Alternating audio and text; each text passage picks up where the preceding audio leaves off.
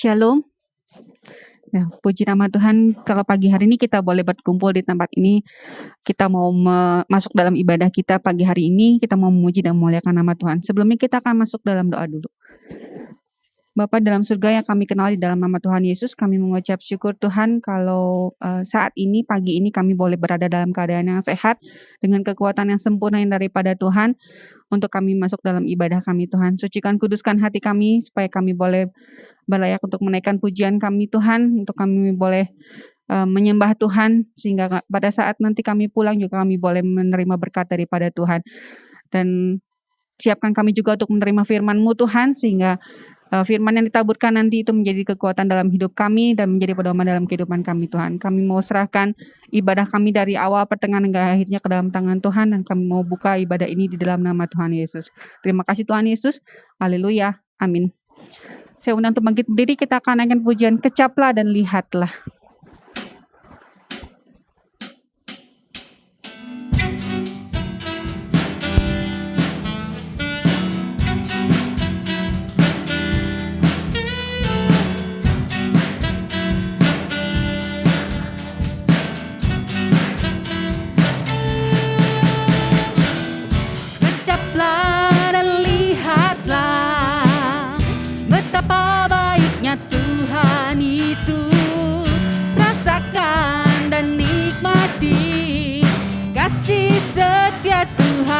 Kecaplah dan lihatlah, kecaplah dan lihatlah, betapa baiknya Tuhan itu.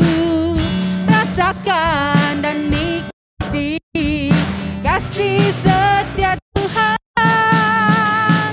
Syukur bagimu Tuhan, segala hormat bagimu Tuhan, Allah yang mengasihiku, Allah yang memeliharaku. Syukur bagimu Tuhan, segala hormat bagimu Tuhan, Allah yang mengasihiku, Allah yang memeliharaku selamanya. Kecaplah dan lihatlah,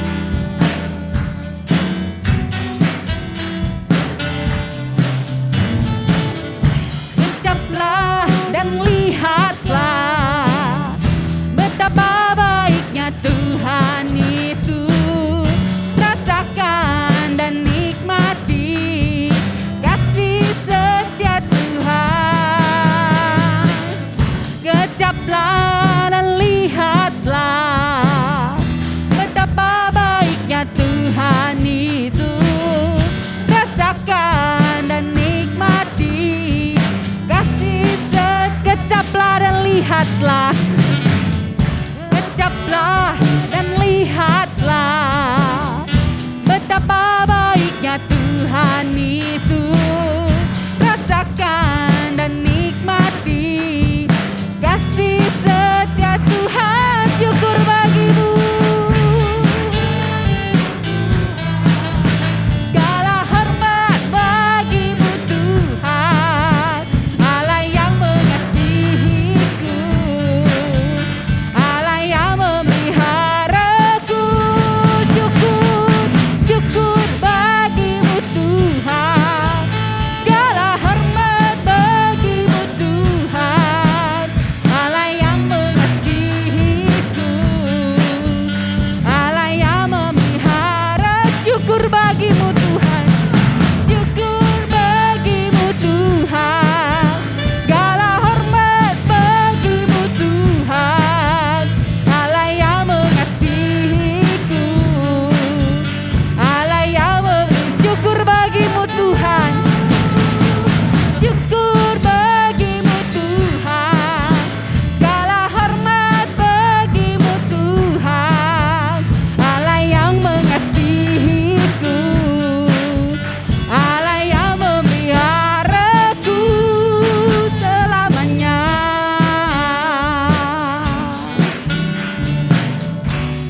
Ya, kita bersyukur mempunyai Allah yang begitu mengasihi kita, yang selalu sayang sama kita, karena Dialah satu-satunya sobat yang setia dalam kehidupan kita.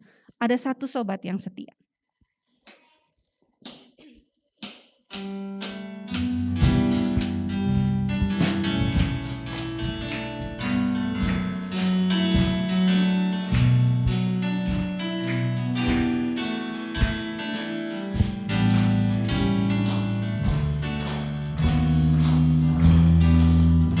Ada satu sobat yang setia, dia selalu menemani diriku di waktu aku susah, waktu ku sendirian.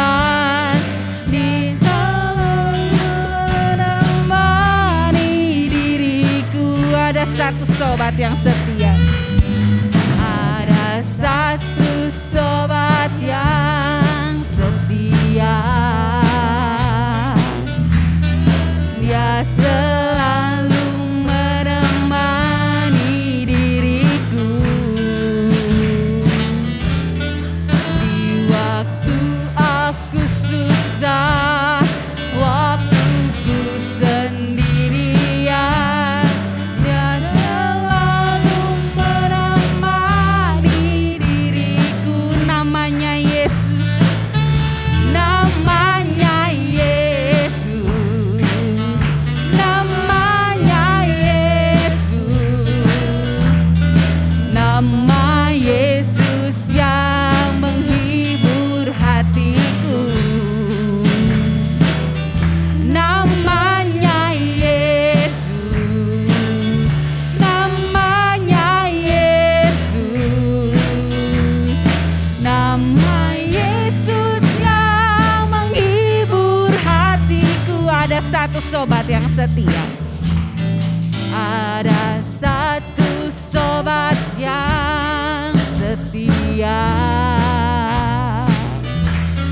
dia selalu menemani diriku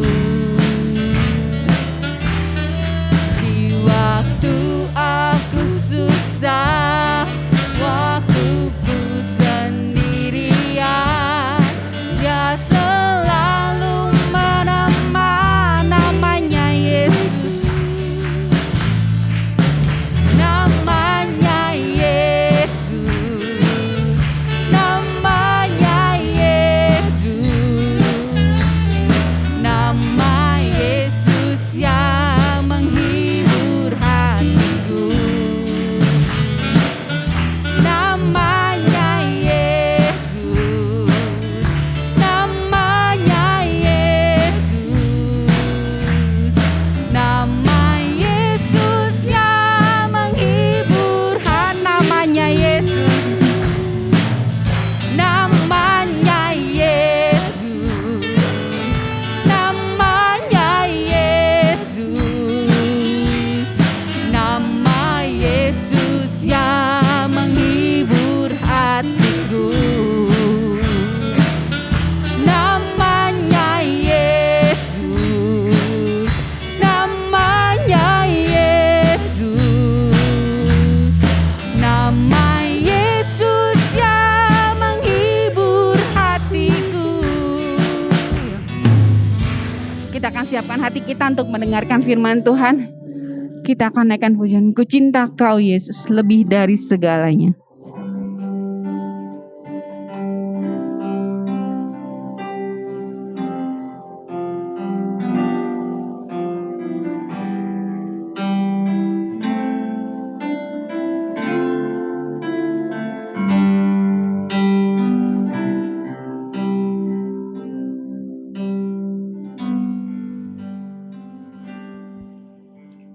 Lebih dari segalanya,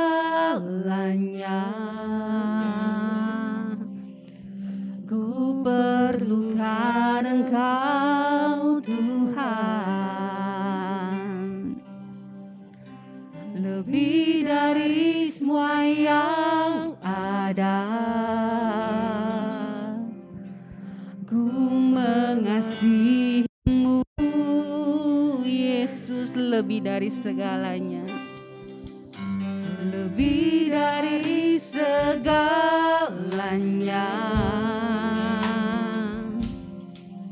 ku perlukan Engkau Tuhan. Lebih dari semua yang ada,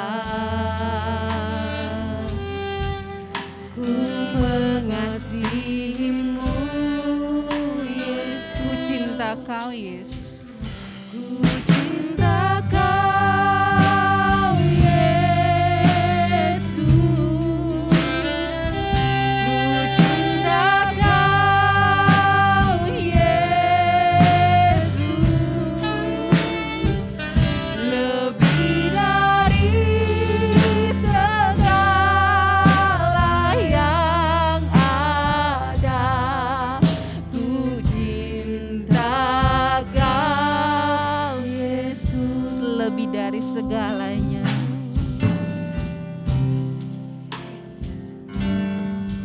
lebih dari segalanya.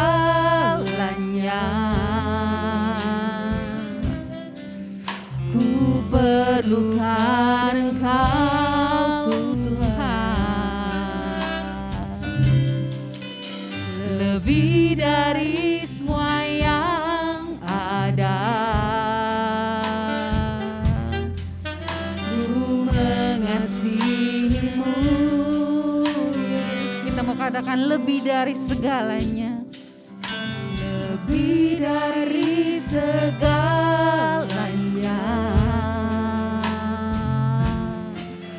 Ku perlukan Engkau Tuhan,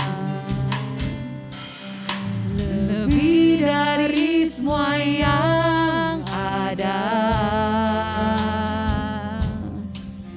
Ku mengasihimu Yesus. Katakan ku cinta Kau Yesus. Cinta Kau Yesus, ku cinta Kau Yesus, lebih dari segala yang ada. Ku cinta Kau, Ku cinta Kau Yesus. ku cinta Kau Yesus, ku cinta Kau Yesus,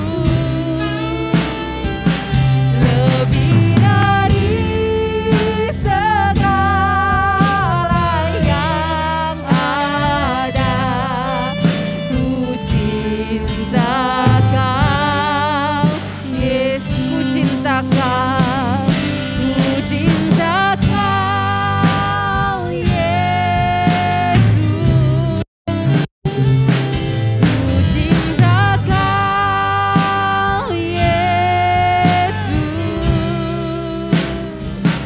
lebih dari segala yang ada.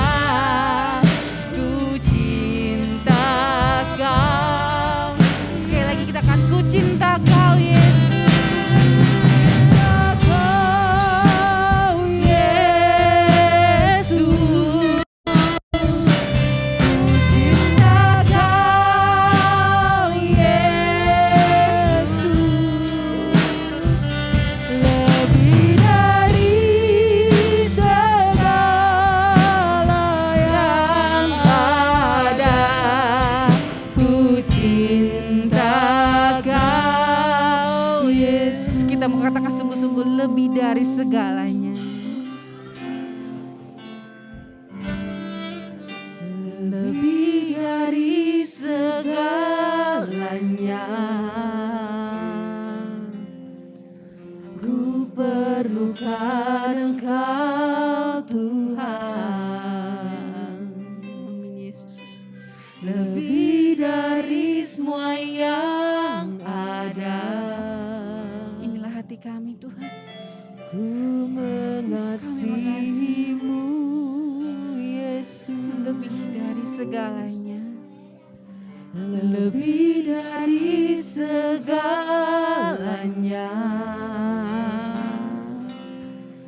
Ku perlukan Engkau Tuhan,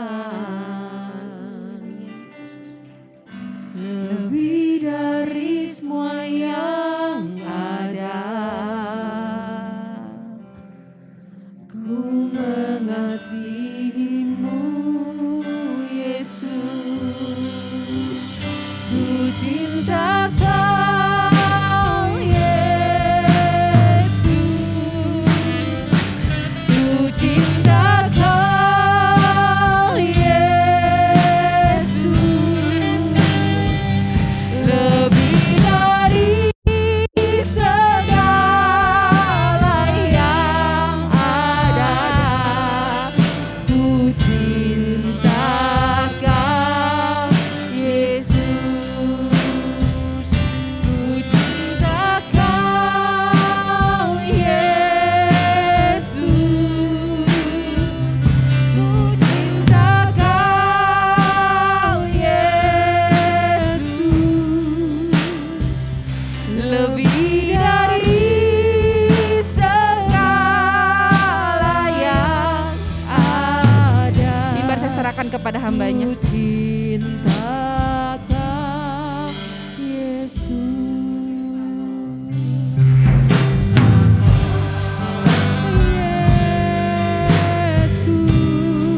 Yesus, ku cinta Kau, Yesus. Lebih dari segala yang ada, ku cinta Kau, Yesus. Ku cinta Kau.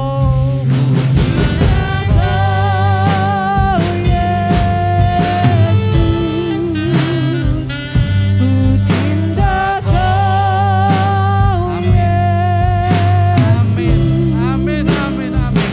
Lebih dari segala yang ada, ku cinta Kau, Yesus.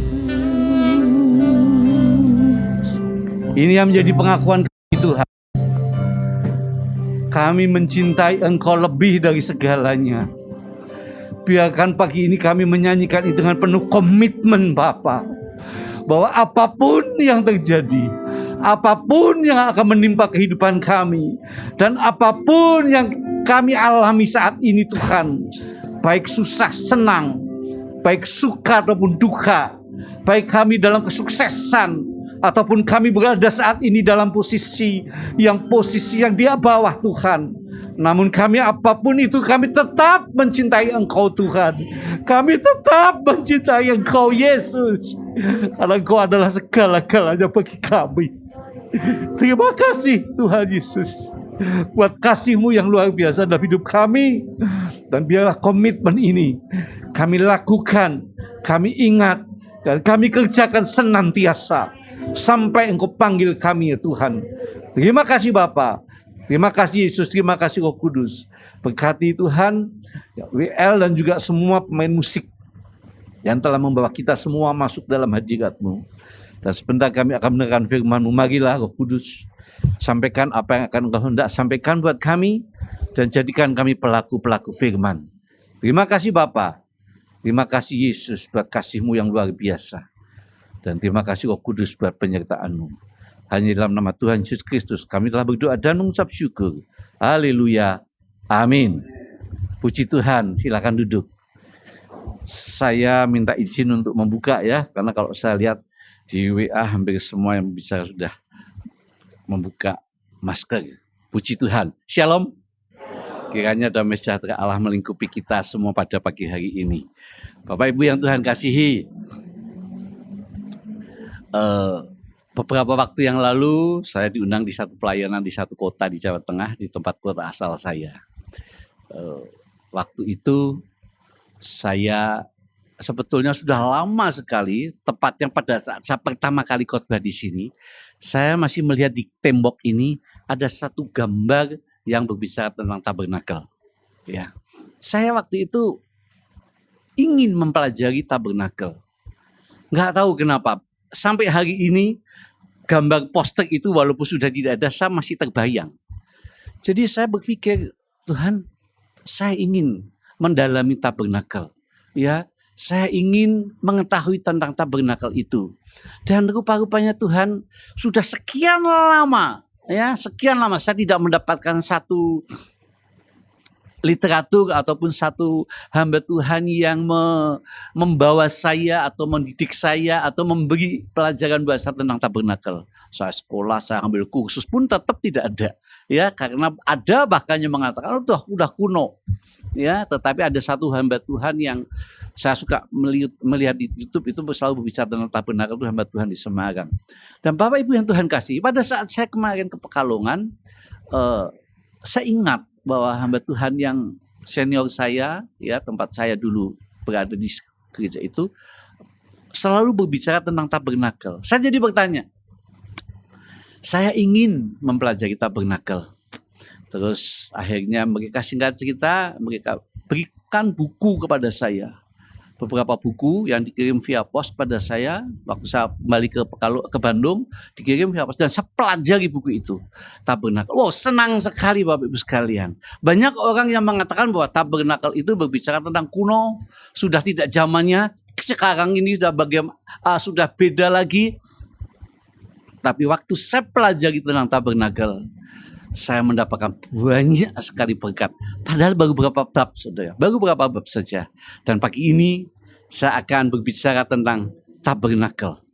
Dan saya berharap untuk selanjutnya saya bisa mengambil firman Tuhan berdasarkan tabernakel. Karena saya tahu sudah sedikit orang yang berbicara tentang hamba Tuhan yang berbicara tentang tabernakel. Ya, tapi ternyata waktu kita pelajarin, kita sama-sama akan belajar. Itulah hidup menurut tabernakel. Di dalam Keluaran 25 ayat 8 dan sampai 9, demikian bunyi firman Tuhan, dan mereka harus membuat tempat kudus bagiku supaya aku akan diam di tengah-tengah mereka. Ayat yang ke-9, menurut segala apa yang kutunjukkan kepadamu sebagai contoh kemah suci dan sebagai contoh segala perabotannya, demikianlah harus kamu membuatnya. Bapak Ibu yang Tuhan kasihi, di dalam Keluaran 25 ayat 8 ini jelas dikatakan, dan mereka harus membuat tempat kudus bagiku. Kalau kita melihat ayat-ayat sebelumnya, itu yang berfirman adalah Tuhan sendiri atau Allah sendiri. Ya, dia katakan bahwa bangsa Israel harus membuat tempat kudus bagiku. Artinya tempat itu firman Tuhan yang disampaikan kepada bangsa Israel pada saat dia berada di dalam padang gurun. Pada saat dia berada di dalam keluaran dari Mesir mau menuju ke tanah perjanjian. Dan Tuhan berfirman seperti itu. Kita akan melihat sama-sama arti tabernakel. Bisa dimunculkan arti tabernakel. Jadi arti tabernakel adalah, kalau kita ambil dari bahasa Ibrani, ohel, miskan, ya, atau lebih tepat adalah tempat kediaman. Ya, sehingga tabernakel itu artinya adalah, kalau di perjanjian lama artinya adalah itu rumah Tuhan dan atau bait Allah. Itu arti tenda tempat untuk kediamannya Tuhan. Untuk perjanjian baru disebut artinya bait Allah. Yang menarik buat kita pada pagi hari ini adalah ini inisiatifnya Tuhan. Ya, ini inisiatifnya Tuhan. Nah, inisiatif Tuhan. Jadi bukan inisiatif bangsa Israel, Bapak Ibu sekalian. Artinya, kalau inisiatif Tuhan itu hal penting loh. Tuhan nggak pernah bikin asal-asalan, nggak pernah. Tuhan bikin coba-coba buat kita, enggak pernah. Tuhan merancang sesuatu untuk iseng-iseng, enggak pernah, saudara. Segala sesuatu yang Tuhan berikan, segala sesuatu yang Tuhan informasikan, segala sesuatu yang inisiatifnya daripada Tuhan, itu pasti hal penting. Dan repotnya sekarang justru tabernakel sudah banyak sekali ditinggalkan. Lebih banyak berbicara tentang keberkatan dan keberkatan. Salah? Enggak salah. Tetapi pagi ini kita akan menggali arti daripada tabernakel ini, sehingga kita bisa melihat inisiatif dari Tuhan ini apa Dan itu menjadi rema buat kita. Enggak main-main Bapak Ibu sekalian. Tadi pagi pada saat saya berdoa, saya diingatkan terus. Ini inisiatifku, ini inisiatifku, ini inisiatifku. Pasti ada sesuatu. Pasti ada sangat berharga. Ada mutiara yang tersembunyi. Yang pagi ini kita akan bahas. Saudara yang Tuhan kasihi. Ini yang kalau kita akan melihat sama-sama. Di dalam tabernakel ini. Pertanyaannya adalah. Tuhan memberikan inisiatif untuk bangsa Israel membuat tabernakel. Pertanyaannya adalah, mengapa sih kok mesti ada tabernakel? Ya kan? Kan kita harus tahu Bapak Ibu sekalian, Tuhan ngasihkan bukan tidak ada dasar, pasti ada dasarnya. Pasti ada alasannya supaya kita sama-sama mengetahui. Alasan yang pertama adalah ya. Jadi di situ katakan bahwa mengapa harus ada tabernakel, maka kita akan lihat bahwa ada kehadiran Tuhan. Ada kehadiran Tuhan. Yang pertama ada kehadiran Tuhan dan itu merupakan inisiatif dari Tuhan. Yang kedua adalah ada persekutuan. Tuhan menghendaki ada persekutuan antara Tuhan dengan kita. Dan itu yang melakukan adalah kita yang merespon. Perhatikan baik-baik. Kalau di Tuhan katakan ada tabernakel itu dari Tuhan turun kepada manusia. Kali ini Tuhan menghendaki dengan adanya tabernakel itu ada persekutuan. Dan persekutuan itu tidak hanya didiamkan saja atau tidak akan pernah terrealisasi kalau tidak ada respon dari kita kepada Tuhan. Jadi dari atas turun ke bawah, dari Tuhan turun kepada kita, dari kita pun juga harus merespon ke atas, ke Tuhan. Sehingga terjadilah satu persekutuan. Dan manakala ada satu persekutuan, maka di situ ada penyertaan Tuhan. Perhatikan baik-baik Bapak Ibu sekalian, bahwa penyertaan Tuhan itu terjadi manakala ada inisiatif dari Tuhan menghendaki hadir, direspon oleh kita sebagai anak-anak Tuhan mengadakan persekutuan. Sehingga terjadilah penyertaan Tuhan. Dan kalau kita melihat bagaimana perjalanan bangsa Israel untuk menuju ke tanah perjanjian, itu selalu disertai oleh Tuhan. Coba saudara perhatikan, pelajari tentang bagaimana di kitab Keluaran ini. Dan kitab Ulangan dan sebagainya perjanjian lama ini. Saudara perhatikan bagaimana bangsa Israel berjalan kepada tanah perjanjian. Itu ada penyertaan Tuhan. Itu disertai dengan tiang awan dan tiang api. Saudara bisa bayangkan kalau saudara saat itu berada di dalam padang gurun seperti itu. Ya kan? Sudah disuruh pergi sama Tuhan, disuruh keluar, ngomong ada penyertaan Tuhan. Dan Tuhan dia menikmati bangsa Israel, menikmati 40 tahun berada dalam penyertaan di padang gurun itu dan disertai oleh Tuhan. Saudara yang Tuhan kasih, itu prinsip yang pertama. Prinsip dari tabernakel yang pertama itu adalah ini saudara. Kehadiran Tuhan ditambah dengan persekutuan dengan Tuhan, maka menghasilkan penyertaan Tuhan. Kehadiran Tuhan ditambah dengan persekutuan dengan Tuhan menghasilkan penyertaan Tuhan. Bangsa Israel melakukan ini. Bangsa Israel melakukan ini, dia merespon kemauan Tuhan. Manakala dia membuat tabernakel itu supaya Tuhan hadir. Dan setelah Tuhan hadir, dia mengadakan persekutuan bersama dengan bangsa Israel. Bangsa Israel mengadakan juga merespon keinginan Tuhan. Terjadilah persekutuan sehingga ada penyertaan Tuhan terus menerus.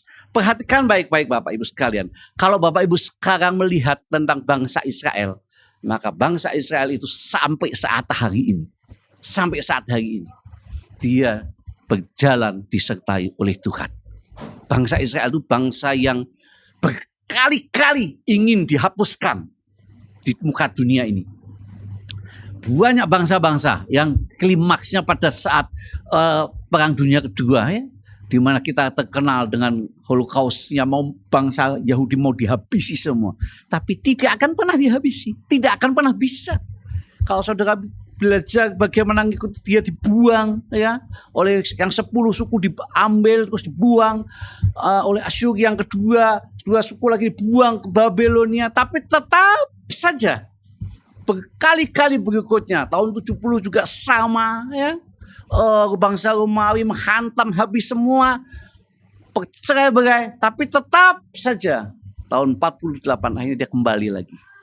Dan sampai hari ini bangsa Israel berada di dalam penyertaan Tuhan. Kenapa? Karena tabernakel. Bapak Ibu yang Tuhan kasihi. Yang jadi pertanyaan sekarang, walaupun sudah disertai Tuhan, ya, tapi kenapa kok masih banyak masalah? Ya, tuh di situ ada penyakit, ya.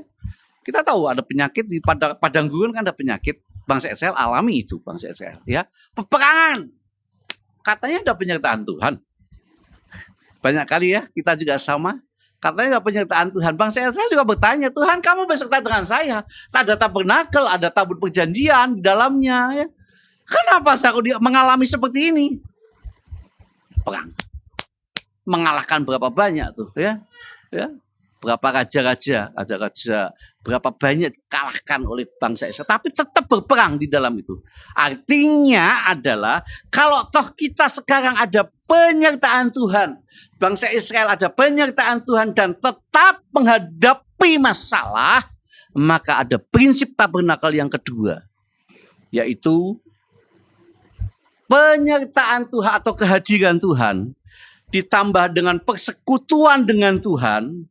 Ya, di situ dikatakan ditambah dengan penyertaan Tuhan, ditambah dengan masalah, maka ada pertolongan Tuhan. Itu bangsa Israel alami, Bapak Ibu sekalian. Tuhan sudah hadir dengan tabernakel, ditambah dengan bangsa Israel yang bersekutu, membuktikan ada penyertaan Tuhan, manakala ada masalah di dalam kehidupannya, tetapi tetap ada pertolongan Tuhan. Saudara yang Tuhan kasihi, kalau saudara membaca bagaimana ada banyak bangsa, suku-suku bangsa yang dihabisi, yang berperang, dikalahkan oleh Israel. Dan saat ini bangsa-bangsa itu sudah tidak ada. Sudah tidak ada. Tetapi bangsa Israel yang dihabisi berkali-kali, sampai saat ini bangsa Israel ada. Itu sebabnya selalu prinsip dari tabernakel ini ada yang prinsip kedua, di mana walaupun ada masalah tetap ada pertolongan Tuhan yang luar biasa, yang tidak bisa kita hilangkan atau tidak bisa kita pungkiri bahwa itu ada. Dari sini kita tahu bahwa prinsip tabernakel yang kedua selalu ada pertolongan. Itu sebabnya kita harusnya bersyukur kepada Tuhan manakala kita melihat hal seperti ini. Dan yang jadi masalah berikutnya adalah setelah pada saat bangsa Israel keluar, dia mendapatkan janji dari Tuhan. Kamu keluar, kamu akan menduduki tanah perjanjian. Perhatikan baik-baik sebenarnya. Bagaimana di tengah mengalami satu masalah gitu untuk mendapatkan janji Tuhan itu. Bangsa Israel, apa yang dilakukan supaya mendapatkan janji dan mendapatkan berkat itu bagaimana? Masuk ke dalam tabernakel, prinsip tabernakel yang ketiga. Untuk menerima janji Tuhan ini. Dan ini prinsip yang ketiga menurut tabernakel. Ini saudara. Kehadiran Tuhan ditambah dengan persekutuan dengan Tuhan, ditambah dengan penyertaan Tuhan, disertai pula dengan masalah dalam kehidupannya, ya, maka di situ ada satu tambah problem lagi, ada satu kematian. Ini prinsip tabernakel. Harus ada kematian baru sama dengan menerima janji-janji Tuhan. Bapak Ibu yang Tuhan kasihi, kalau kita melihat hal ini, perjalanan bangsa Israel, bagaimana yang kita alami pada saat bangsa Israel untuk generasi yang pertama itu mati semua, kecuali hanya 2 orang, yaitu Yosua dan Kaleb. Hanya itu saja. Yang lain tidak ada. Bangsa Israel dihabisi Kenapa itu bisa terjadi? Ya karena bangsa Israel mengalami seperti itu, saudara. Banyak terjadi pemberontakan. Ya, banyak terjadi berdosa. Banyak terjadi persungutan. Hal-hal yang tidak berkenan kepada Tuhan.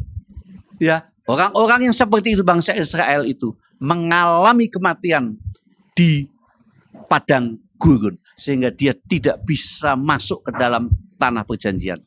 Yang bisa masuk tanah perjanjian adalah di mana generasi yang hidup menurut tabernakel. Jadi kembali kita harus sadar bahwa tabernakel itu sangat penting. Sangat penting. Bagaimana itu pentingnya kita perlu mempelajari tentang tabernakel.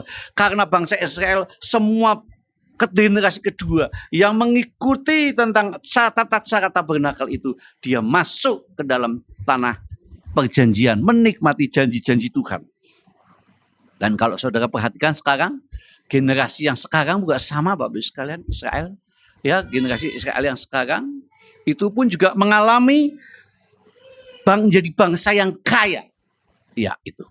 Ya, generasi bangsa Israel yang sekarang menjadi generasi bangsa yang kaya dan disegani. Siapa yang nggak segan sama bangsa Israel Bapak Ibu sekarang? Negara mana? Hampir semua, saudara. Ya, semua.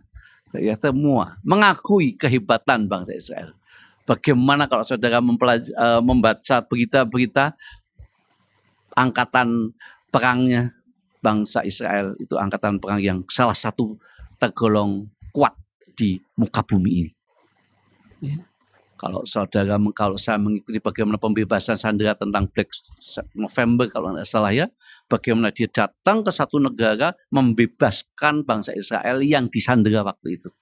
Coba dari negara satu ke negara lain bisa direbut semua, tanpa bisa direbut oleh orang yang menyandera, bangsa yang menyandera itu.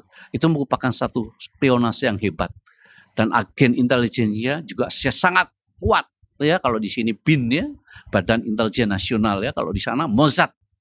Bagaimana itu terkenal sekali.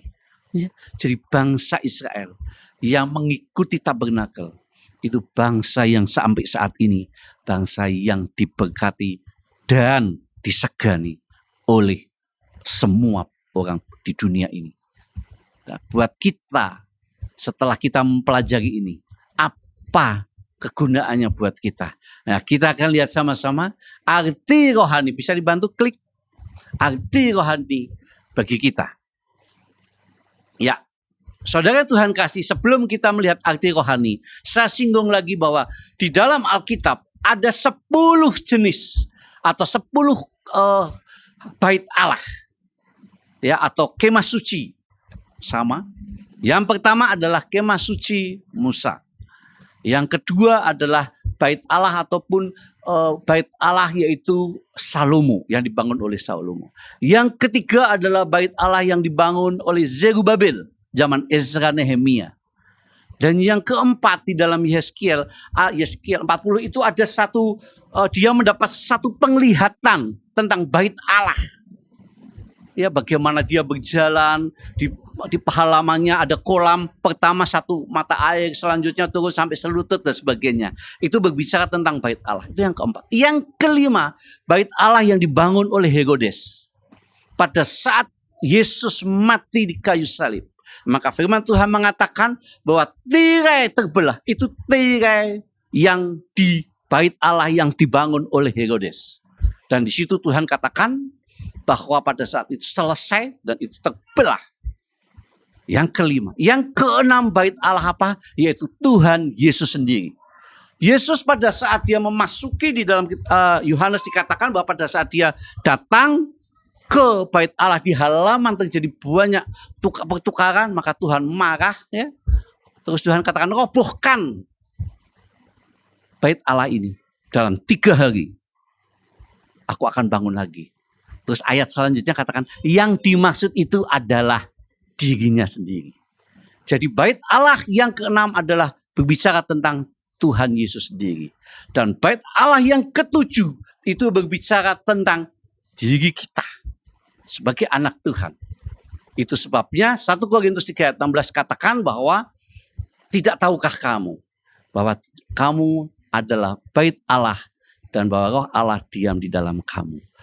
Dan Bait Allah yang ke-7 berbicara, atau yang ke-8 berbicara tentang kita sebagai anak-anak Tuhan. Saudara, kumpulan-kumpulan. Jadi kita pribadi lepas pribadi juga bait Allah yang kudus. Saudara sekarang berkumpul juga merupakan bait Allah yang kudus. Dan yang ke-8 adalah berbicara tentang bait Allah pada saat dia melihat, Yohanes melihat di Pulau Patmos. Dan yang terakhir nanti akan kita sama-sama nikmati bersama dengan mata yang sudah diperbaharui, yaitu Yerusalem baru. Yerusalem baru, dunia baru beserta dengan Yerusalem baru. Itu bait Allah yang terakhir. Dan kita akan melihat yang uniknya dari 10 bait Allah yang tadi saya sebutkan, yang masuk ke dalam pelajaran yang lebih detail, itu justru yang tabernakel. Yang pertama, diceritakan secara detail. Tapi pagi hari ini kita akan melihat arti rohaninya berdasarkan kita. Karena kita adalah bait Allah. Karena kita adalah bait Allah di akhir zaman, jadi hidup kita harus menurut dengan prinsip-prinsip tabernakel. Harus, tidak bisa tidak. Prinsip pertama apa? The next munculkan yang tadi kita kembali. Munculkan the next. Nah, ini prinsip yang pertama. Manakala Tuhan hadir, maka di situ ada persekutuan dengan Tuhan dan menghasilkan penyertaan Tuhan. Itu sebabnya Tuhan mau kita, Roh Kudus sudah ada di kita, sudah hadir dan sudah menyertai kita. Kita harus mengadakan persekutuan dengan Tuhan. Ingat baik-baik Bapak Ibu sekalian, kalau kita mengikuti bangsa Israel, perjalanan bangsa Israel disertai oleh Tuhan. Tentunya saudara ingin disertai oleh Tuhan, bukan? Tapi tidak ada artinya Tuhan hadir di tempat saudara kalau saudara tidak ada persekutuan dengan Tuhan. Kalau saudara tidak pernah menggunakan lutut saudara untuk berdoa. Kalau tidak, saudara tidak pernah meluangkan waktu untuk berdoa pada Tuhan. Pagi ini prinsip tabernakel yang pertama, kita semuanya harus mengadakan persekutuan dengan dalam berdoa persekutuan pribadi kepada Tuhan setiap hari. Setiap hari. Bapak Ibu yang Tuhan kasihi, saya perlu sampaikan ini. Karena saat ini banyak sekali kadang-kadang HP menghisap kita untuk kita tidak bersekutu dengan Tuhan. Terkadang kesibukan film-film di televisi itu terkadang menghilangkan kita untuk berdoa. Perhatikan baik-baik. Persekutuan itu sangat penting karena itu prinsip tabernakel yang tetap berlaku dari dulu, sekarang, dan sampai selama-lama. Yaitu mengadakan persekutuan doa setiap hari. Saudara setiap hari ingin berkat saudara naik, bukan? Ya, orang yang karyawan gajinya ingin naik. Ya, orang yang pebisnis ingin income-nya naik. Ya kan? Kita pun juga ingin lebih sehat, setiap hari lebih sehat. Tetapi ironisnya terkadang doa kita tidak pernah jadwalnya dinaikkan, saudara. Dinaikkan, saudara.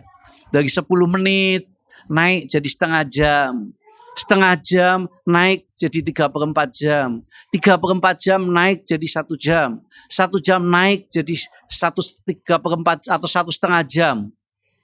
Ini tidak apa-apa pada saat saudara berdoa teleweker setengah jam. Aduh, rasanya kok lama ya, terus ngintip, saudara ngintip. Masih lama 20 menit, nggak apa-apa saudara. Untuk mula-mula begitu nggak apa-apa. Tapi lebih bagus saudara seperti itu daripada saudara tidak melakukan sama sekali, saudara. Lakukan kebiasaan itu. Doa, bersekutu dengan Tuhan, bersekutu dengan Tuhan. Ya kan? Penting sekali. Ini sangat penting. Firman ini bukan hanya buat saudara saja, tetapi juga buat saya juga. Kita perlu membangun persekutuan. Apa guna Tuhan hadir kalau dia dibiarkan saja, saudara? Tuhan hadir di kapal, dia dibiarkan, begitu ada ombak ambing, mau tenggelam baru teriak, saudara. Sampai dibiarkan Tuhan itu tertidur, saudara. Tuhan Yesus, ya. Kalau kita melihat Yesus tertidur, bukan. Nah, saudara, Tuhan menghendaki hadir, Tuhan sudah hadir. Tuhan sudah menyertai saudara dan saya pagi ini. 1 Korintus 3:16 tadi. Tetapi Tuhan butuh prinsip tabernakel, yaitu persekutuan di dalam doa secara pribadi dengan Tuhan. Prinsip yang kedua, kalau saudara mengalami sudah Tuhan hadir dan saudara tetap ada masalah, percayalah bahwa Tuhan akan menolong saudara. Pertolongan menjadi bagian saudara. Terus saudara bertanya, bukti yang lain yang tidak mengenal Tuhan, dia juga ditolong oleh Tuhan. Ya, betul. Betul. Dia mendapat pertolongan dari Tuhan karena kasih Tuhan kepada manusia. Tapi kalau kita mendapat pertolongan dari Tuhan, ada dua. Karena kita mendapat kasih dari Tuhan. Dan yang kedua, kita mendapat karunia, anugerah dari Tuhan. Saudara memilih yang satu, dapat dua, saudara. Kalau saya milih dapat yang dua. Jadi kalau saya saat ini ditolong oleh Tuhan, bukan hanya karena Tuhan mengasihi saya, tok. Tidak. Tetapi saya ingin kalau Tuhan menolong saya, ya karena saya dikasih oleh Tuhan. Dan saya mendapat kasih karunia, anugerah dari Tuhan. Dari hari ke hari. Dari saat apapun juga sampai selama-lamanya. Kasih karunia mengalir terus dalam kehidupan kita. Dan itu sebabnya prinsip itu harus dipakai. Saudara harus percaya. Manakala saudara menghadapi satu masalah di dalam kehidupan saudara, saudara jangan pernah bersungut-sungut seperti bangsa Israel. Saudara jangan pernah mengeluh seperti bangsa Israel yang itu dihabiskan di padang gurun. Tetapi saudara harus percaya bahwa apapun yang saya alami ini, saya tetap ditolong oleh Tuhan. Saya tersentuh dengan minggu lalu saya bertemu dengan seorang ibu. Ya, dia menyaksikan bagaimana pertolongan Tuhan yang luar biasa pada saat suaminya mengalami satu COVID Delta. Ya, pada saat suami COVID Delta sudah tersengal-sengal si suami itu, dan Tuhan tolong berbagai macam cara sehingga akhirnya bisa terselamatkan. Bapak Ibu yang Tuhan kasihi, dia hanya cuma berdoa sama Tuhan, Tuhan, saya sudah tidak mampu, Tuhan, tolong Tuhan. Manakala kita mengangkat tangan tanda kita tidak mampu, maka Tuhan akan mengulurkan tangannya, turun tangan. Dia mengangkat kita, menggendong kita. Dan masalah saudara dan saya itu ada di pundaknya Tuhan. Dan Tuhan akan selesaikan semuanya. Kita mesti percaya, karena itu prinsip tabernakel yang kedua.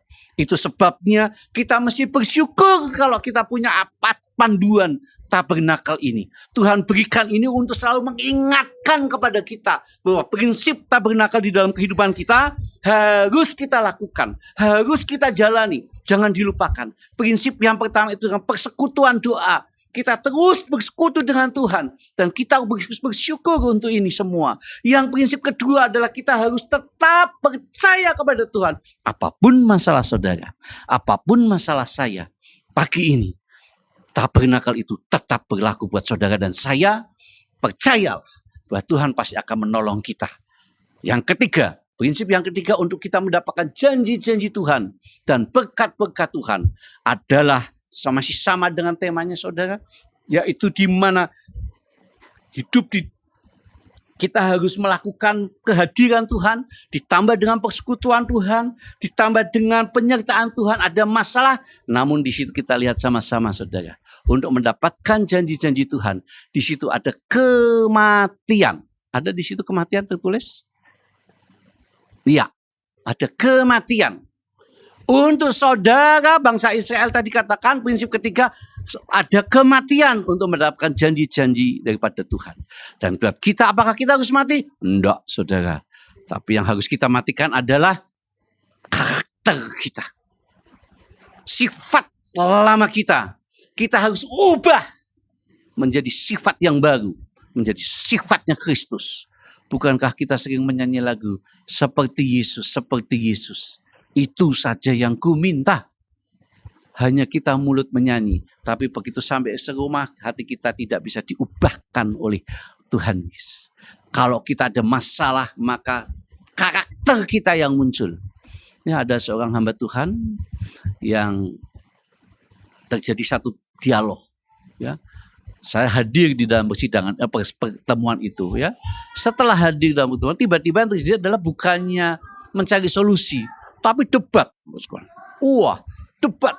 Saya pikir kaget sih, ini hamba Tuhan semua ini yang saya datangin ini. Kiri kanan saya hamba Tuhan, gembala lagi. Ya, kok debatnya bukan main. Wah, yang satu gak karuan semua. Akhirnya ada satu yang ngomong begini. Bapak kasih tahu. Darah saya sebutkan dia darah apa gitu ya. Saya dulu bisa mangkas orang 3 orang, 4 orang. Saya sampai pikir-pikir, kalau dulu mangkas 4, 5 orang, 3 orang, sekarang mangkas berapa orang? Saya pengen dengar dia ngomong begitu. Betul saudara. Lawannya terus ngomong, kalau sekarang kamu mangkas berapa orang? Kalau bapakmu saya pangkas, sekarang saya pangkas. Saya kaget Bapak sekalian. Kenapa? Hamba Tuhan itu masih menggunakan karakter yang lama. Ya, masih menggunakan karakter yang lama. Harusnya kalimat itu dirubah. Dulu saya mangkas orang, sekarang saya memenangkan jiwa. Harusnya kan begitu ya. Tetapi itulah yang terjadi. Banyak sekali kita juga sama. Kita menuding, kita juga terkadang kita juga seperti itu bukan? Ya, baru naik mobil sebentar aja, serempet sedikit atau wah buka, wah nggak karuan saudara. Firman itu bukan banyak saudara saja, tapi juga buat saya. Ya, kita perlu mematikan ego kita, mematikan karakter kita, mematikan sifat kita yang lama, sehingga kita bangkit dari kubur pada saat dibaptis itu benar-benar karakter Yesus. Ya, itu sebabnya lagu tadi, Aku Cinta Yesus. Saya menyanyi dengan tersentuh Bapak Ibu sekalian. Aku cinta Yesus, tapi karakter saya sudah berubah belum? Aku cinta Yesus, Yesus sudah mencintai saya, bahkan dia sudah berkorban. Aku sudah berkorban buat Yesus belum? Atau aku masih ego saya masih dibesar-besarkan? Mari Bapak Ibu sekalian, kalau saudara ingin menikmati janji Tuhan, prinsip tabernakel yang ketiga adalah saudara harus mematikan ego saudara, mematikan karakter saudara, mematikan sifat-sifat kita yang lama, dan kita ubah menjadi karakternya Yesus. Maka kita akan mendapatkan janji-janji Tuhan dan Yerusalem yang baru, bait Allah yang baru, yang di surga mulia sana kita akan dapatkan. Sampai di sini firman Tuhan. Tapi menjadi perenungan buat kita pagi hari ini, bahwa kalau kita mendapatkan itu semua, maka hasil dari semua itu akan seperti saat ini bangsa Israel. Bangsa Israel mengikuti aturan prinsip tabernakel, maka sampai hari ini, dan saya yakin selama-lamanya, bangsa Israel menjadi bangsa yang diberkati dan menjadi bangsa yang disegani. Kalau saudara ingin anak cucu saudara, keturunan generasi kita berikutnya, ingin menjadi generasi yang diberkati, generasi yang disegani oleh orang-orang sekeliling kita, mulai lakukan dari kita sendiri, lakukan prinsip tabernakel. Yang pertama, adakan persekutuan dengan Tuhan, karena Tuhan sudah hadir. Ya, dan Tuhan akan menyertai kita. Yang kedua adalah percayalah bahwa Tuhan selalu menghadapi masalah itu, kita pasti akan ditolong oleh Tuhan. Dan yang ketiga, mematikan karakter ibadah kita.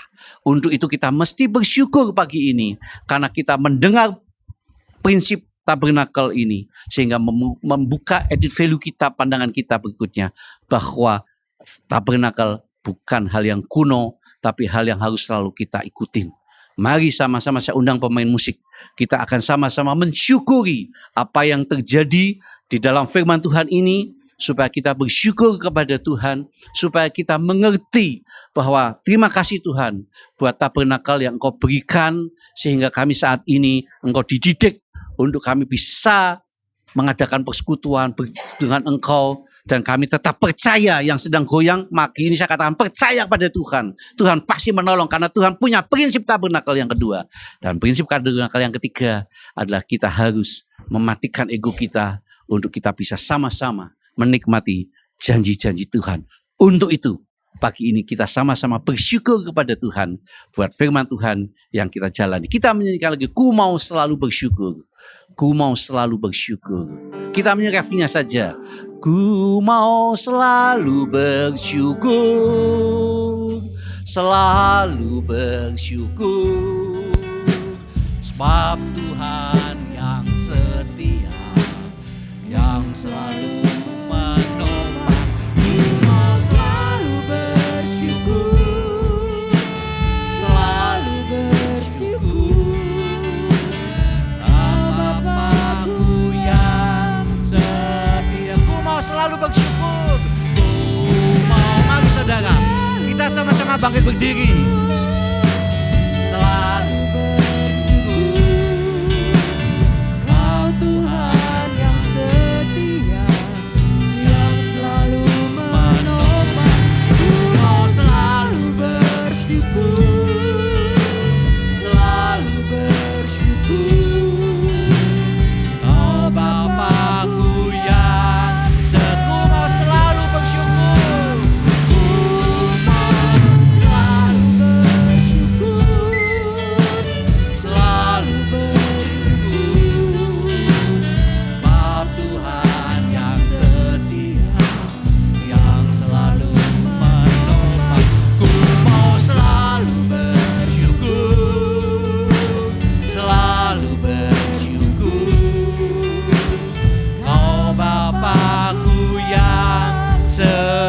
Saudara yang Tuhan kasihi, firman Tuhan sudah ditimpakan buat kita pagi ini. Mari kita sudah bersyukur pada Tuhan, karena Tuhan tidak menghendaki kita tidak berjalan menurut prinsip-prinsip tabernakel. Kita lakukan prinsip tabernakel itu, dan kita punya satu komitmen pada Tuhan. Tuhan, aku ingin membanjalin hubungan komunikasi dengan Engkau, persekutuan Engkau secara pribadi. Dan aku percaya apapun masalah yang kami hadapi saat ini, Tuhan pasti menolong. Haleluya. Dan aku percaya Tuhan, mampukan kami semuanya untuk kami bisa menekan, menghilangkan ego karakter kita yang lama, dan kita berubah menjadi karakter yang baru. Kita menyanyikan dengan nada ditinggikan satu lagi. Mari kita menyanyikan ini, ku mau selalu bersyukur, ku mau selalu bersyukur. Puji Tuhan. Syukur, selalu bersyukur, bab Tuhan yang setia, yang selalu menolong. Ku mau selalu bersyukur, selalu bersyukur. Kau Bapa-Ku yang setia, mau selalu bersyukur. Haleluya. Selalu bersyukur, selalu bersyukur, sebab Tuhan yang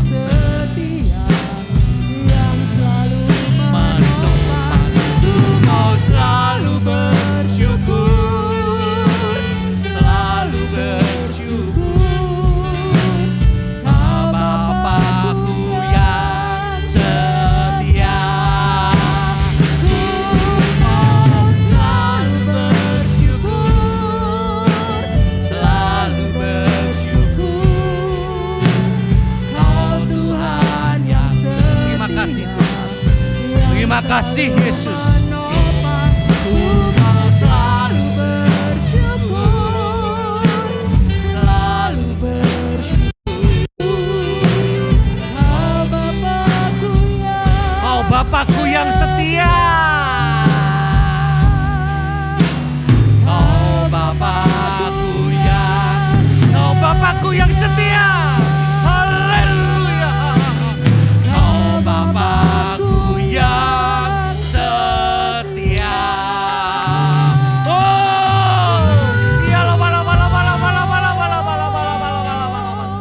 Iyalah bala bala bala bala bala bala bala bala bala. Haleluya. Musik terus menyanyikan ini. Kita memuji menyembah Tuhan. Oh, haleluya. Oh, haleluya. Ku mau selalu bersyukur Tuhan. Oh, kiala bala bala bala bala bala bala. Oh, terima kasih, terima kasih, terima kasih. Terima kasih Tuhan. Haleluya. Haleluya. Terima kasih, kiala bala bala bala bala bala. Kiala bala bala bala. Kiala bala bala bala. Kiala bala bala bala bala. Kiala bala bala bala bala. Kiala wasik kiala bala bala bala bala. Kiala wasik kiala bala bala bala bala. Kiala wasik kiala bala bala bala bala. Terima kasih. Terima kasih. Ku mau selalu bersyukur, selalu bersyukur, sebab Tuhan yang setia, yang selalu menopang. Ku mau selalu bersyukur. Puji Tuhan, puji Tuhan. Selanjutnya saya serahkan kepada Bapak Gembala.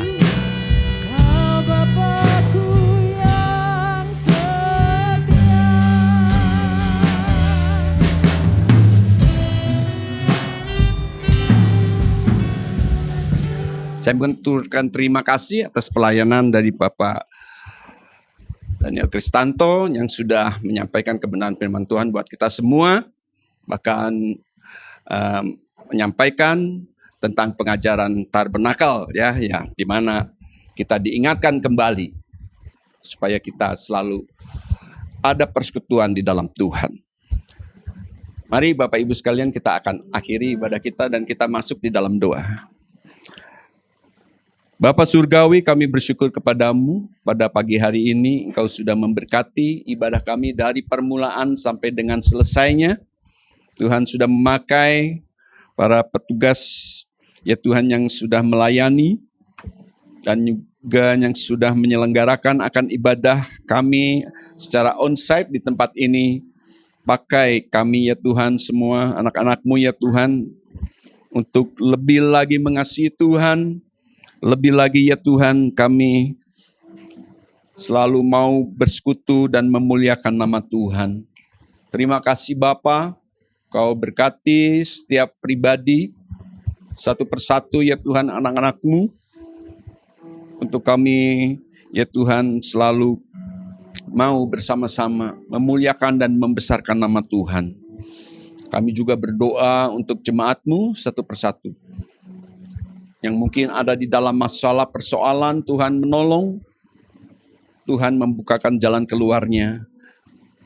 Yang ada di dalam kelemahan tubuh, yang sakit, Bapa, kiranya Engkau sendiri yang menjamah, memberi kesembuhan dan pemulihan. Bahkan sekalipun kami ada di dalam kekurangan secara finansial, kiranya Engkau memberkati kehidupan kami satu persatu ya Bapa. Terima kasih ya Tuhan.